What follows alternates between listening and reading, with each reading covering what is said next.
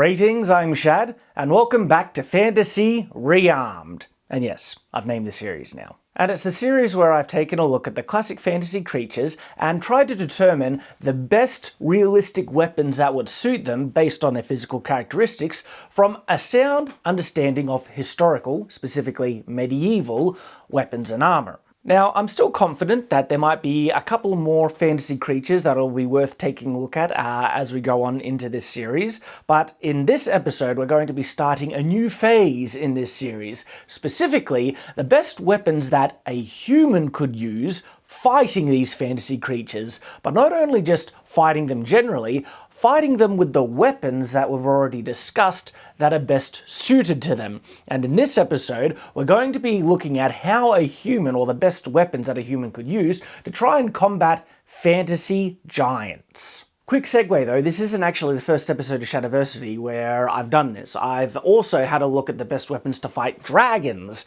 So yeah, already started this phase, but now I'm going to go into it more fully looking at different creatures. Of course, to be on the same page in this discussion, it will be very helpful if you've watched my video, Best Medieval Weapons for the Fantasy Giants. So please do go watch it, pause the video, go watch that one, and then come back here if you haven't. So if you haven't, pause. Now, go watch. You'll enjoy it. It's a good video. And then from that foundation, we can kind of dive into this discussion. One of the first things that kind of comes to my mind is the fact that the standard arsenal that existed in the medieval period was clearly built to serve the needs of the people in their day. And most of the enemies they fought when they came across enemies were other humans. Hence, the type of weapons that were built are suited to fighting other humans. And we've had to kind of step outside of that consideration when we've looked at fantasy creatures.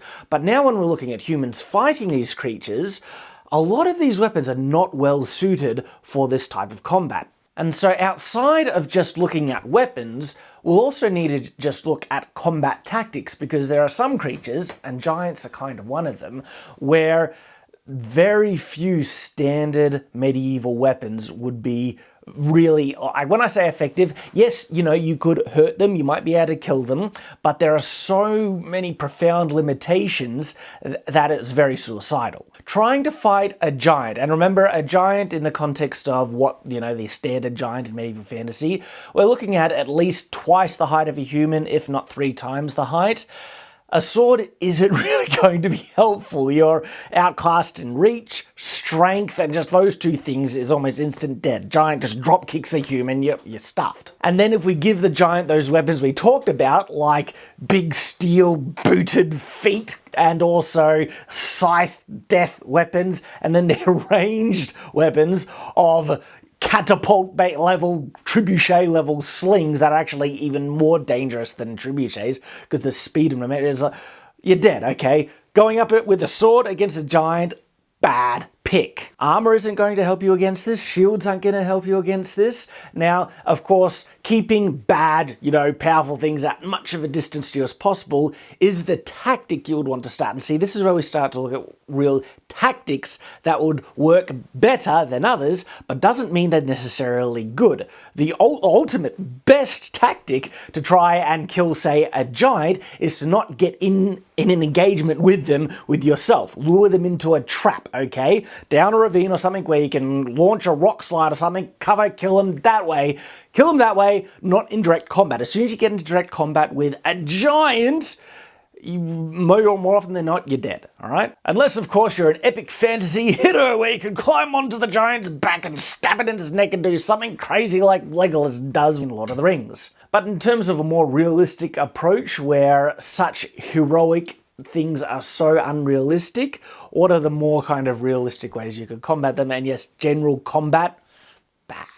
And then going back to what I was saying, if you really did get into fight, you want to keep your distance. So of course, long, pointy pole arms, pikes, pikes being the type of pole arms with generally the longest reach out of any other ones. Keep yourself at a distance, and perhaps the giant might use his own momentum to impale himself on those pikes. But the thing is, giants, they can use their own defenses as well. Their equivalent of padded armor could be so much thicker than our own that it's hard to say pikes would be able to effectively pierce all the way through their defenses, let alone if they're using like a shield. And just because we're kind of revisiting the giant thing, I do want to actually actually addressed one quick kind of comment that came up in my previous giant thing about how they would be able to deal with internal body heat, because that was one of the concerns. They have a much larger volume but less surface area, which means they would produce a lot more internal heat, and that created the question of would they wear really, really thick armor? And this is the type of geeky, overcomplicated question I love, okay?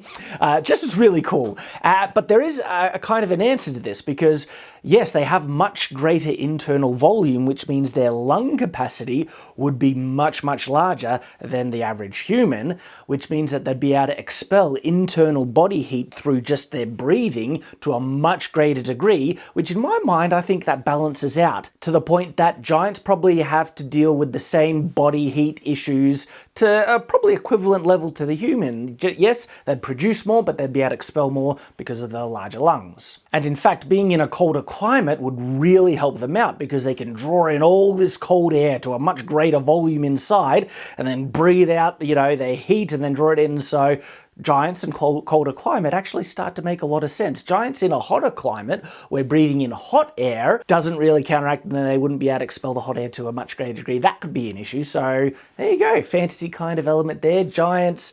And this is why it's really cool to consider these things. I mentioned in other videos, when you really start to try and figure out the biological nature of these creatures, you can start to then put that in setting and have that affect combat, because this could be a really significant way to fight off a giant. They might hate hot air, hot temperatures, and so if you created a kind of field with massive, like huge bonfires and lure the giant in, and suddenly he's breathing in all this hot air, and that could make them pass out perhaps, or something like that. See, these are the awesome things you consider, because I actually like the concept, the idea of giving creatures weaknesses, specific weaknesses, because that makes sense. We humans actually have a lot of weaknesses, a lot of environments that we don't like extreme heat, extreme cold. We don't like differences in air pressure. We need oxygen. We don't survive in the water and stuff like that. And so fantasy creatures often have a lot of advantages, like the merfolk. They can survive in an environment that's lethal to us underwater, but then they can also survive above water, which makes them, two environments as opposed to our very restrictive one. So then it's actually quite realistic in my mind to give these creatures certain weaknesses, and they can even be kind of funny and humorous. I have, a fantasy setting that's my medieval kind of fantasy setting, where I, put a lot of the stories that I like to write and stuff. None are published yet. I'm working on it. Not the medieval fantasy one. I'll come back to that, but that's a different subject. But anyway, in that setting, I actually kind of liked. It's based off an old kind of tale folklore thing about goblins, and it's that goblins hate music. Like they just hate the sound, the ringing tune, drums in the ears, they just hate it, and that makes them freak out and run away. I like that, so I put that in my setting. And so when surrounded by a large group of goblins, if someone starts to sing in a melodious way, a way that sounds good to humans, they hate it. This is the thing. Thinking outside the box, but also looking at certain weaknesses and applying that to giants, there's already some validity, some ground to give certain weaknesses like that in terms of hot climate or weather or temperature. Now, it's hard to jump on those weaknesses in this consideration, because it's a more general analysis of giants represented in all of fantasy. And giants represented in all of fantasy are just giants, and they don't have inherent weaknesses more often than not, because the only general characteristics are that they're big, strong, tall, and they're not affected by things like the square cube law, like we talked about in the actual giants weapons video. Now, yes, that was all a large kind of segue distraction from the main topic at hand, but these are the fun things to consider, so I'm generally always going to do it. Go off, think about something, come back, and now we're back to, all right, tactics. Yes, best type of tactics. We looked at trapping. The next kind of thing, of course, immobilizing the giant. Now, the other thing where physics, should actually help us out in this regard is that the giants would have so much more weight. And if they're constructed out of the same kind of physical materials, or at least similar, like bone and muscle, much more of the structural strength of their bone would be put to supporting their own weight, and we're looking at a percentage level. So a giant jumping from, say, a 50% height compared to their own, like a human can jump from a height that's about half their own height. So if you look at, so from the ground about to here, you can jump off land, you're fine. But if a giant was to jump off a comparable height of, say, 50%. So they go up on a ledge that came up to their waist and they're standing and they jump off it, okay? Because they have so much more weight and they're essentially traveling over a larger distance, and that means gravity has more time to accelerate them. And then they have such huge mass as well. The impact of jumping or just jumping off something that is an equivalent percentage difference in height to a human would have a drastically larger impact on their bones and muscles, to the point that jumping off a ledge that is only up to their knee on a giant could perhaps shatter their legs. Fantasy doesn't generally go to that level of specificity in regards to the physics and things like that. I encourage you to. Fantasy settings are, and we already talked about that kind of thing. But even with giants generally being perceived to have the same range of movement as humans, you could, rightly assume to a certain level that falling damage on a giant should be able to affect them to a much greater degree than a human, which means pit traps would be really effective against them, okay? Dig a pit, and it might, like the height of a human, but that's only the height to the knee or waist of a giant sometimes, but that could sometimes be enough. But then even deeper, and of course you could do big pointy pike sticks things at the bottom, or just let the impact hurt them, and that could take them out as well. But what if you don't have the luxury of luring a giant into a trap, okay? And you just got to take them on with force or weapons or some kind. And so this is where we come into larger scale weapons, and kind of similar to the dragon, ballistas would be very, very useful in this situation. Something that has a lot of mass, a lot of kick, a lot of power behind it, and has the potential to do proper damage. Indeed, barbed ballistas with ropes on them to immobilize them, okay? Because that's one of the real big threats of a giant. If they build up momentum, how are you going to stop it? They have so much weight there, gosh. So immobilizing them really would enable you to kill them at a safe distance. And a type of weapon that is very useful in immobilizing, well, just humans in general, but if you ramped it up, it would be even more effective against a giant, are a thing called caltrops.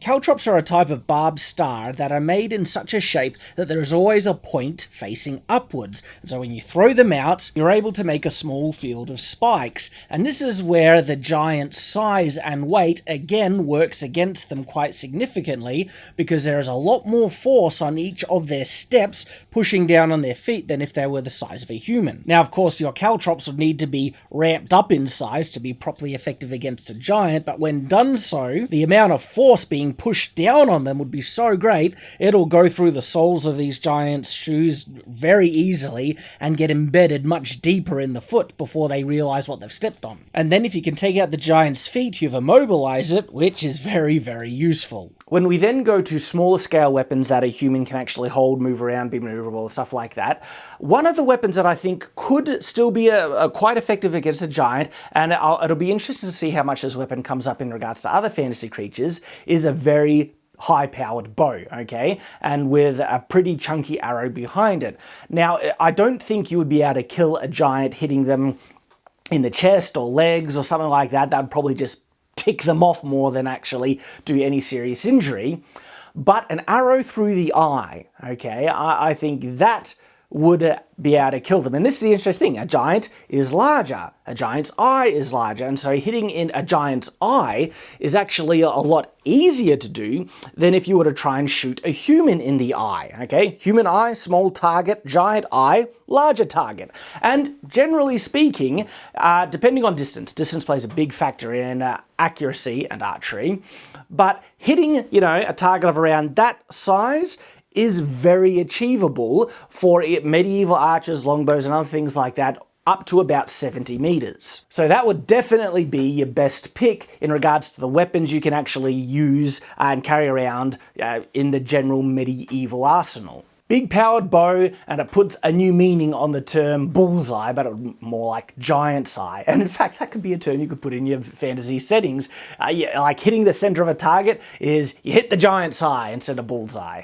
Because interesting, the bullseye thing actually, you can correct me, double check me on this, but I do believe that term came around after the medieval period. So using it in a medieval setting would be a bit anachronistic. And ultimately, out of all the weapons that the standard medieval adventurer would have at his disposal, yes, that is my best pick for them. High-powered bow, shoot the giant in the eye. And funny thing, could a giant then defend against that? If they have a shield, well then you need to make sure his head's poking out and stuff like that.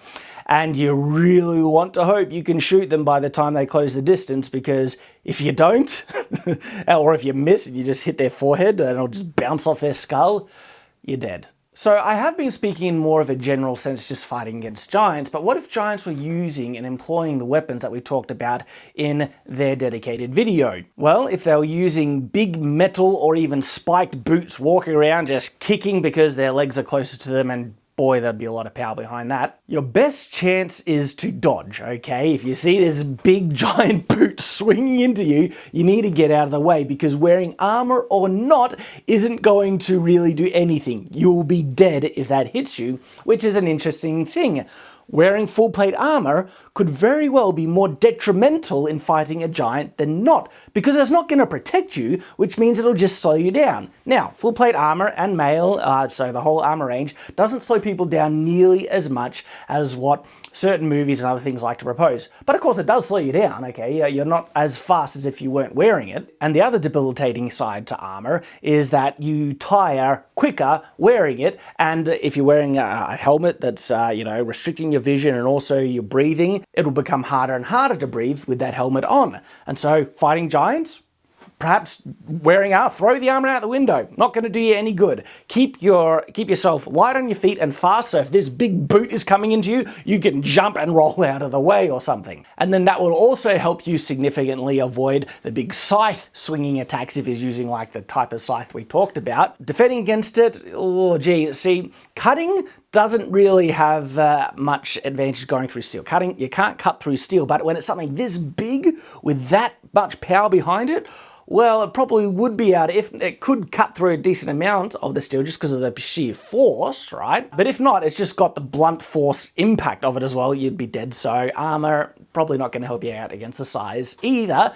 You just need to dodge. So again, this is a really cool, fun kind of fantasy element that just would be add an element of realism to a fantasy setting. You have a group of adventurers and, oh no, a giant's coming. What do we do? What do we do? And someone takes charge and is like, take off your armor. It's not going to do you any good. You got to be light on your feet to dodge out of their attacks. Another important thing in regards to fighting giants is actually the types of terrain that would give you significant advantages. And as I think about it, there are some certain terrains that would really benefit the, humans trying to fight these really large creatures. One being, and probably one of the more significant in my mind, forests. Drawing a giant into a large forest is kind of like luring them into a natural net or brambles. It would be so hard for them to move around and also swing their weapons, especially if they're using that scythe-like weapon. That would basically nullify it completely. And that would also greatly limit the ability for them to use their large slings as well. And it doesn't even need to be too dense a forest. It can be one with enough room for humans to run around,